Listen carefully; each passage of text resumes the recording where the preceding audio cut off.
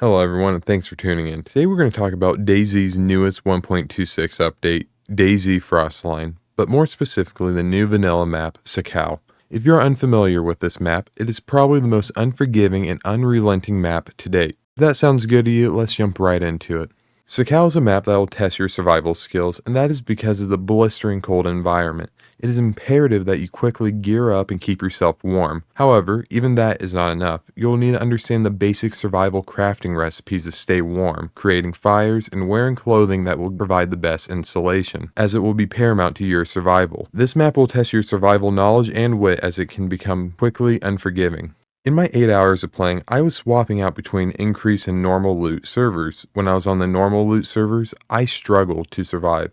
It was challenging to maintain all my cores as the cold quickly took over. Even when I played with modified loot, if it was not for the loadouts the server spawned me in with, I would have struggled greatly.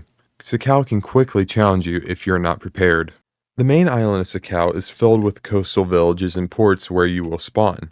You'll find a lot of the basic gear here as well as other players. As you push more inland towards the mountains and tundras, the difficulty of survival increases as there will be less buildings, more dense forests, and the most considerable factor, the dropping temperature. If you're not fully equipped or lack survival skills, you will struggle out here. However, if that is the case, you can just turn around towards the coast where the difficulty eases up. This feature of different temperature zones I think is great because it is a difficulty setting that can be adjusted by the player by simply going towards the warmer coastline or going deeper into the freezing mainland.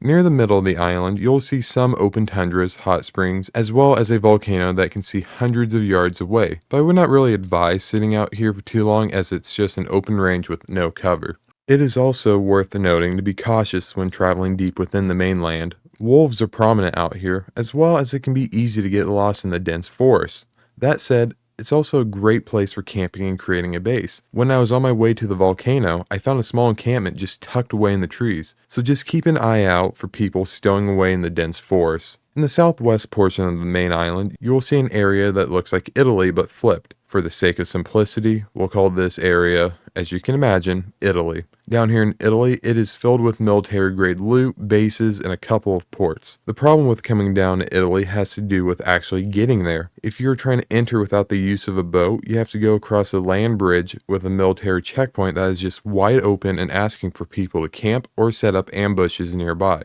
Also, Italy is relatively flat and open throughout the island, so keep your wits about yourself. Around the map, there are various islands. You can access them via ice sheets or boats, but most of them are lacking in terms of loot or uniqueness, as they are all pretty much the same. While they may offer peace and protection, it is really not worth going out of your way to seeing them unless you have the sufficient means of surviving or building out there. And one of my favorite things about Sakhal has to do with the fact that you're not really fighting people anymore. You're fighting more of the environment and the world around you. Fighting people is just more of a secondary aspect of the game. I feel like there is more danger in your environment than the people around you. I'm not saying go in and be blind to others, but there's definitely a different degree of danger out there. After about playing 8 hours, I will say that Sakhal is by far the most cinematic map there is. Whether it is the sun cresting over the tree line and mountain, or sitting on top of the volcano taking in the view, the sights are just breathtaking. I can go on and on with the photos, but I really don't want to turn this into a Pinterest board. If you're someone who just likes to survive, wander, and take in the world around you, you will find that this map is a work of art. Another beautiful thing about this map is the atmosphere it provides. With Sakhal, it brings a sense of solitude and serenity, especially as you will travel through snowstorms and take in the view as you set a fireplace to warm up. Sakhal is definitely a map for taking in the moment in view.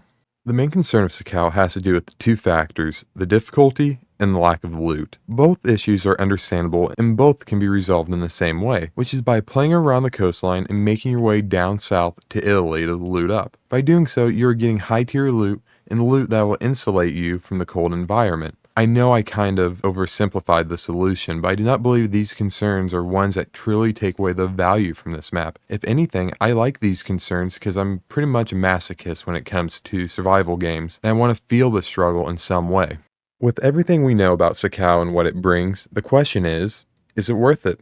If you're someone who likes a challenge and wants to engage in the unforgiving nature of DayZ and focus more on survival, Sakhal is worth it. Sakhal comes in at a price of around $25, which is a little steep for just one map, and I can understand why PC players may not be for this map when you have Namalsk, but for console players, this map is a game changer. As someone who plays on the Series X, it is great to finally have a snowy map and one that will actually challenge you as the player.